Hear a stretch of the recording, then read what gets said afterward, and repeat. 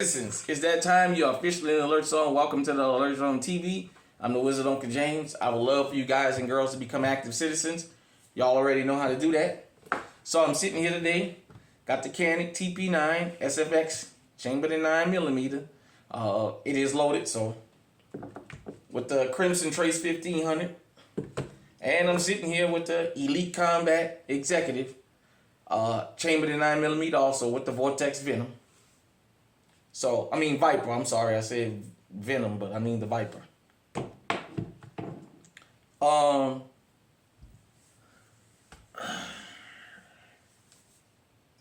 wanted to discuss something.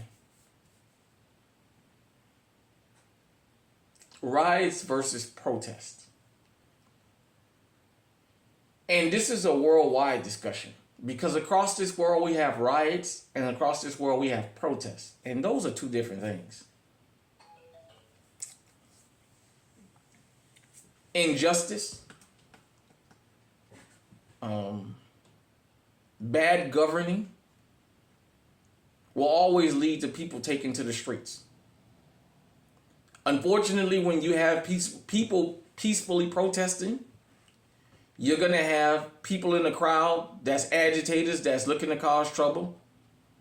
You're also going to have law enforcement and government people that's looking for trouble. So, protest can start off, as a just cause and turn into chaos. Now let me explain the difference. And I'll just point this particular one out because it had a worldwide ripple effect. The George Floyd protests. A lot of people called it riots. But it didn't start off as riots. The original protesters in Minnesota and Minneapolis, they went out and protested. It was an Aryan Brotherhood member that kicked those riots off, that went to the AutoZone out there and started smashing windows with a hammer. It's documented. And the people out there had to grab him and stop him and ask him, what are you doing? We didn't come out here for that. People marched around the world against police brutality because police brutality is a worldwide issue. It's not just an American issue. Across this world, you have rogue cops. Period, point blank, whether you like it or not. They tried to racialize the rioting until it started coming out in places where there are no black people. There was rioting and looting. I live in Iowa. We're 3% of the population. Now, when it comes to FBA, we less than 1% of the population because there's more Africans here than there are foundational black Americans. Des Moines and the surrounding areas, the Walmarts started putting up barriers. So it was one way in the parking lot and one way out. Bass Pro Shop and other big stores like that started putting all the guns in safes and hiding them. You had to wait in line if there was a particular gun you was looking for. This in places where there's no black folk. Ankeny is white.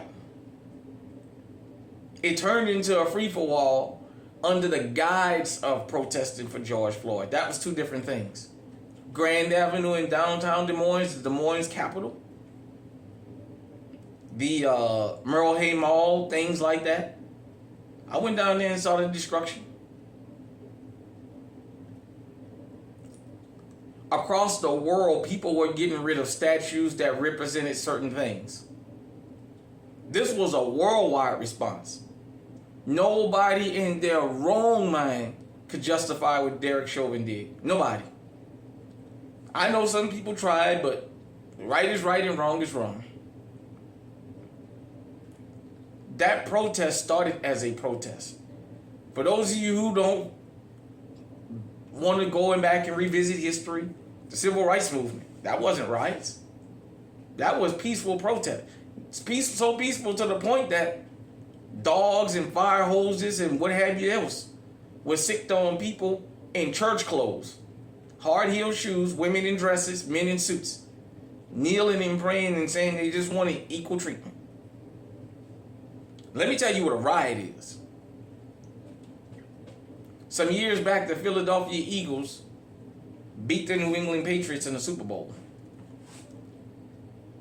By the time halftime of that game came, Philadelphia was ahead. Do you know the people in Philadelphia took to the streets and tore that city up? You had an extreme savage on video get on his hands and knees and put horse feces in his mouth. They were busting windows on businesses. They were standing on a awning over the entrance of a building, jumping up and down on it to the point that it collapsed at halftime. Do you know law enforcement said that they allowed people to do certain things because they know people were going to be happy once the Eagles won that game? They let them go out there and light cars on fire and hold up traffic and all that other craziness, all up and down Broad Street and all that. For those of you who never been to Philly, it's been a little bit since I've been there. But the Eagles, the 76ers, the Phillies, the Flyers, so that's hockey, baseball, football, and basketball. All the stadiums used to be right there across the street from each other. The next morning, it was on Good Morning America or CBS this morning, CBS morning shows. And they was talking about how they understood people was going to get rowdy because they was celebrating. My Canadian family, when your favorite hockey team in Canada or your favorite hockey team from Canada wins the Stanley Cup and y'all take out to the streets, setting things on fire, turning cars over, jumping up and down, fighting and acting a fool, that's a riot. To the soccer fans across the world that go crazy because your soccer team won. So y'all start attacking people from the opposing team, their fans, in the soccer stadiums, having stampedes, going out into the street celebrating, and there's a night of looting and destroying. That's a riot. Protesting an election that was stolen in any country is a protest. That's not a riot. Because people take to the streets to protest. Switching back to America before I get out of here. A lot of people was angry about what the George Floyd protest turned into. But they were not angry about the reason it happened in the first place. See, we have to be angry about the cause and not the effect. In Baltimore, Barack Obama called those men and women that was in the street thugs. They didn't just wake up and decide they was going to start tearing stuff up. It was the murder of Freddie Gray.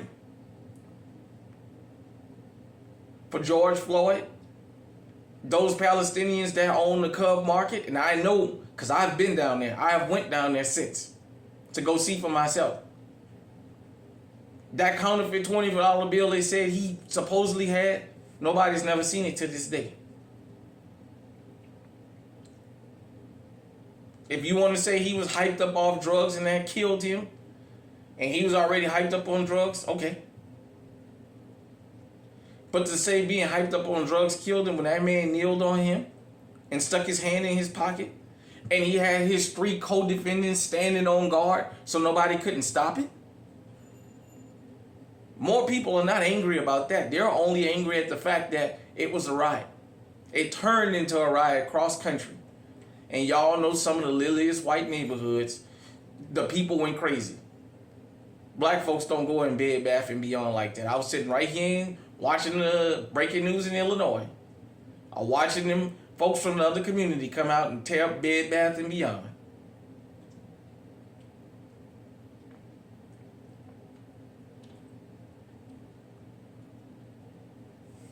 Protesting because somebody lost their lives unjustly. Because like here, well, in other countries, I have different feelings about the 2020 election. I feel like there was some chicanery that went on.